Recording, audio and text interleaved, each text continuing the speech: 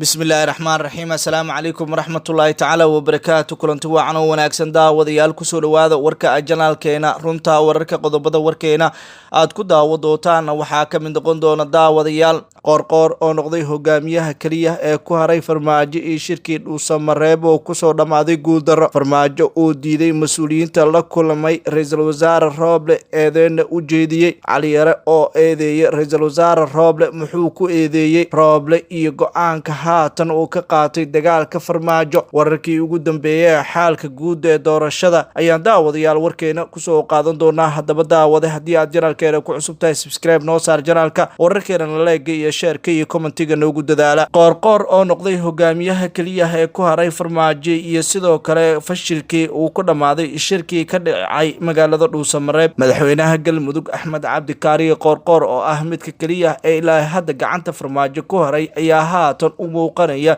in uu guuldaraystay isagoona la kulmay xildhibaano ka tirsan kuwa laga soo doortay maamulkiisa kadib doorashadii farmaajo taasi oo keentay in shirkii ugu wacay xildhibaanada uu kusoo idlaaday natiijo la-aan iyo waqti lumis xog iyo la wareedyo aan helnay ayaa sheegaya in qoorqoor uu ku fashilmay islamarkaana xildhibaanada gebi ahaanba qaarkood ay si weyn uga soo horjeesteen madaxweynaha maamulka galmudug axmed cabdi kaariye qoorqoor xog ayaa sheegaysa in madaxweynaha maamulka galmudug uu doonayay in uu codka ugu shubo maxamed cabdulaahi maxamed farmaajo waxaana nasiib darro weyn ah in qoorqoor uu weli ku haminayo in farmaajo dib loogu doorto talada dowladnimada soomaaliya waxaana kaloo xusid mudan inuu ka mid yahay shakhsiyaadka doonaya in ay sida ugu dhaqsiyaa badan taageero badan ay u muujiyaan maxamed cabdulaahi maxamed farmaajo xildhibaanada qaar oo qayb ka mid ah kulamada sida gaarka ah uga yeeshay madaxweynaha maamulka galmudug ayaa waxay sheegeen inuu qoorqoor uu lacag fara badan uu ka qaatay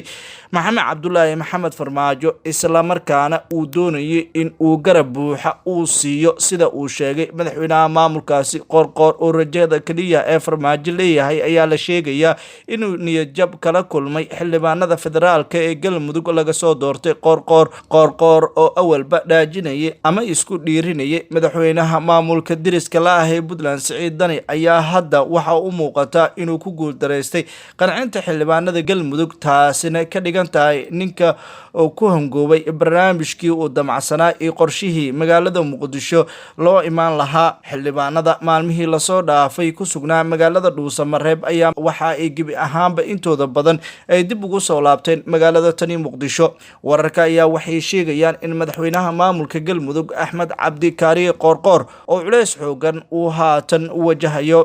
dhanka kale farmaajo ayaa waxa uu diiday gebi ahaanba kulamadii ra-iisul wasaare rooble uu la yeeshay qaar ka mid ah taliyayaasha ciidanka ra-iisul wasaaraha xukuumadda federaalk soomaaliya maxamed xuseen rooble ayaa kulan la yeeshay madaxda ugu sareysa hay-adaha amniga dalka iyo howlgalka nabad ilaalinta midooda afrika ee amisom isagoona faray in baaritaano rasmi ah lagu sameeyo weeraradii argagixiso ee ugu dambeeyey amniga doorashooyinka iyo guud ahaan dalka dhuqa muqdisho ku-xigeenkiisa amniga taliyaha ciidanka lugta saraakiisha ka socoto maxkamadda ciidamada qalabka sida iyo ciidanka badda ayaa kulamo kala duwan la yeeshay ra-iisul wasaare maxamed xuseen rooble waxaana xubnahaasi ay la kulmeen horay madaxweyne maxamed farmaajo iyadoona uu kulamo kala duwan uu la qaatay waxaana aada loo dhaleeceynayaa xubnaha ka qayb galay maanta iyadoona xubnaha nabadii nolol ay go-aamo cad ay ka qaadanayaan balse kulanka waxaa ka mid ah xubnihii joogay taliyaha booliska jenaraal xijaar taliyaha booliska gobolka banaadir jenaraal farxaan qaro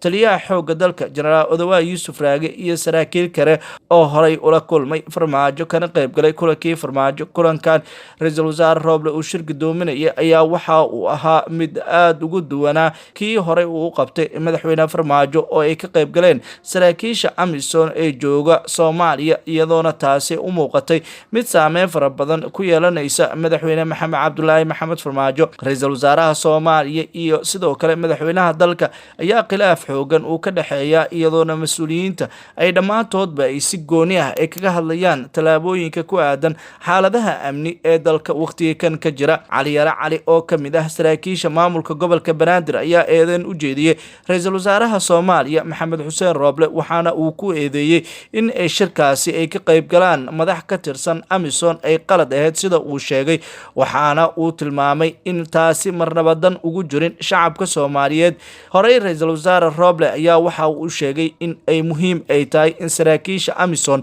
ay ka soo qayb galaan kulamada kala duwan. Cali Yare Cali ayaana waxa uu sheegay in ay tani ay noqonayso mid qalad ah. Gudoomiye ku-xigeenka amniga siyaasadda maamulka gobolka Banaadir Cali Cabdi Wardheere Cali Yare ayaana waxa uu ka hadlay shirkii ka dhacay Muqdisho. Cali Yare Cali ayaana sheegay in kulanka ra-iisul wasaare Rooble uu shir gudoominay uu ahaa mid aan loo dhammayn, isagoona dhaleeceeyey in shirka qaran iyo howlihiisa looga hadlayo lagu casuumo saraakiisha ajaanibta uu la jeeday Amisom. Waxaana gudoomiye Cali Yare uu sheegay in kulankii madaxweyne Farmaajo uu shir gudoominaya loo diiday, isla markaana si cad looga soo horjeestay in Amisom ay laga qaybgeliyo kulankaasi. Waxa uuna sheegay Cali Yare marnaba uu dul qaadan doono wax kasta oo dhacay, taasina waxay u muuqanaysaa sumcad dil loo geysanaya shacabka Soomaaliyeed iyo jiritaanka ummadda Soomaaliyeed. Inkastoo ciidanka Amisom ay ilaaliyaan madaxda ugu sareysa dalka iyo sidoo kale xarumaha ugu waaweyn dalka, ayaa haddana hadalkan Cali Yare waxaa ku soo beegay aan laga warheynin. Cali Yare Cali oo ka mid ah kooxda madaxweyne Farmaajo ayaa waxaa la sheegaa in uu inta badan uu si weyn u dhaliilo go'aamada ra-iisul wasaare Maxamed Xuseen Rooble. Maxamed Cabdullaahi Maxamed Farmaajo iyo Maxamed Xuseen Rooble ayaa khilaafkooda waxa u muuqanaya mid cirkiis ku sii shareeraya. Haddana wararka qaar ayaa waxay sheegayaan inay go'aamo kala duwan ay qaadanayaan. Dhanka kalena daawadayaal, dhammaanba madaxda maamul goboleedyada dalka ayaa waxa ay haatan u muuqanayaan kuwa arrimo muhiim ah